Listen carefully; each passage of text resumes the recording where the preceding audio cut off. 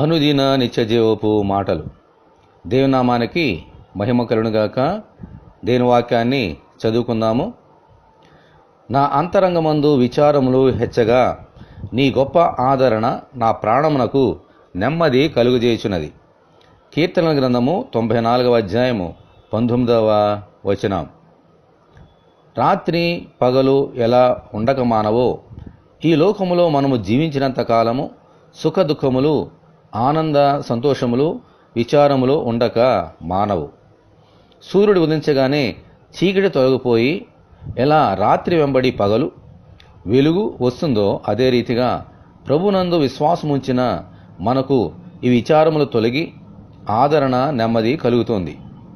దేవుని యొక్క ఆదరణ మన విచారమును తొలగించి నెమ్మదిని, విశ్రాంతిని కలుగజేస్తుంది. అందుకనే ఆయన ఆదరణకర్త అయిన పరిశుద్ధాత్మను మన వద్ద ఎల్లప్పుడూ ఉండి మనలను ఆదరించుటకు పంపించారు. దేవునికి స్తోత్రము కలుగునుగాక. ఆమెన్. మనకు కలిగిన విచారములలో ఆదరణకర్త అయిన పరిశుద్ధాత్మ దేవుని వాక్యం ద్వారా మనల్ని ఆదరించి నెమ్మదిని, విశ్రాంతిని కలుగజేస్తారు.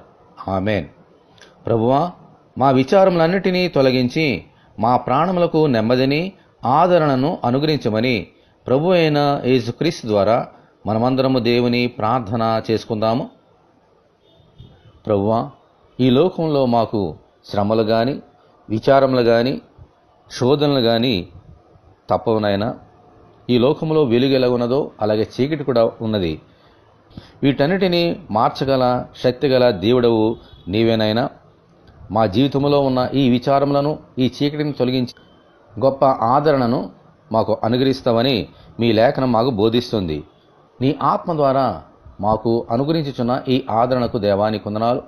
నీ వాక్యము ద్వారా, పరిశుద్ధాత్మ ద్వారా మాకు అనుగ్రహించిన ఈ ఆదరణ ద్వారానే ఈ లోకంలో మేము నెమ్మదిగాను, ప్రశాంతముగాను జీవించగలుగుతాం.